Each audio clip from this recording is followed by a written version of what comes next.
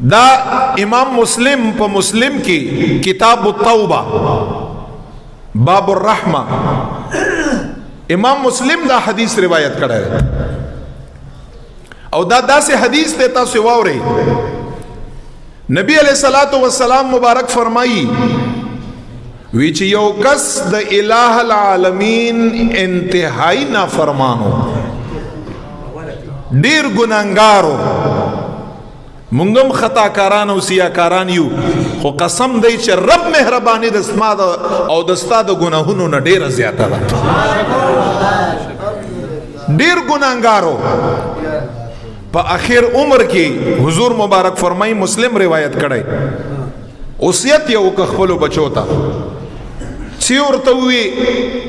وی چې ز چې کله وفات شمه ما بخخوي نه ما با دفن کوي نه ما به یو طرف ته ویسي او اور برا لرا کړی ما به اوس وزوي د ازما وصیت ته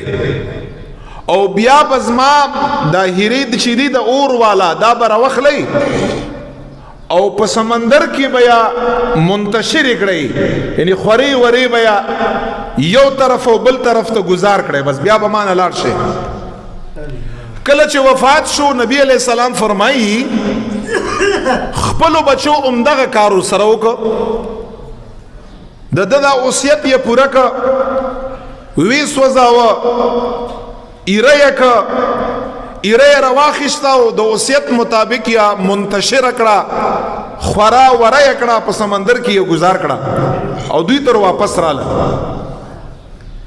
نبی علیہ الصلوۃ والسلام فرمایي چې کله دا انسان الہ العالمین لورغه الته اور ورسید الہ العالمین تر پختنه وکړه چې تا داسې کار ولي وکړه خپل ځان دا راته دفن ولې نه کا ته څه وایي چې ستا دا منتشره خورا ورا په اوبو کې دا ایرا په دې راغونډولو باندې زه قادر نه یم دا وګوره هغه د ستا چې کومه ذره ذره ایره ده هغه ټوله ما راغونډه کړه او نن ما ته مخ خپل ځان ته ودرولی مخې ته او تپوس نه کومه چې داسې د ولې وکړه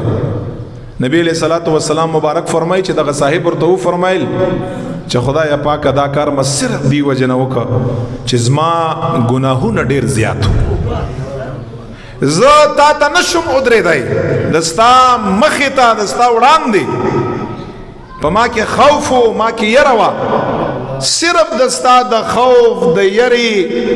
د کثرت د ډیروالي د ګناهونو په وجه باندې ما د خپل ځان ایری کما ختم کما وی چې بس الله تعالی به په دغه سمندرونو په یورو کې به ما چرته ور پری دی بس الہ العالمین ته خو پته و علم ورته فرمای تا دا کار دی وجنه وک تشما دی وجنه الله ورته فرمای تا دا پته نشته چې ستاره ډیر مهربان دی ورته چې دا کوم عمل کړی دی په دې نیت باندې را کړی دی چې ضرب نه یریږم ګناهونه زما زیات دي نن درته ښایم چې ستا رب څومره مهربان دی ستا رب څومره کریم دی ستا رب څومره رحم والا دی ورته فرمایي ای فرشتو ګواه اوسئ په دغه انسان ټول ګناهونه ما ورته معاف کړه ډایرکټ جنت ته داخل کړی هغه خلکو باندې افسوس دی چې تاسو ته یې چې تا خدای نه بخیو خلق گناهګار نکرکه کا انسان نکرکه مکړه د انسان ګناه نکرکه پکار ده ګناه نه بد عمل نکرکه پکار ده کې دې شي سره د ګناه رب د ته بخنه وکا او ستا نیک اعمال الہ العالمین ته قبول نه کې دې شي ته نیک اعمال سره جهنم لاړ شي ځکه الله الصمد دی الله تعالی اڅ کله بچا ته کم نه ګوري خو ګوره په دې عشره کې یو سیز بس داسې یو شی الټوي چې پاغي باندې الله رضا کړی او الله تعالی مهرباني در باندې وکا او په خپل مهرباني باندې الله جل جلاله جنت ته داخل کدا 10 تاسو سره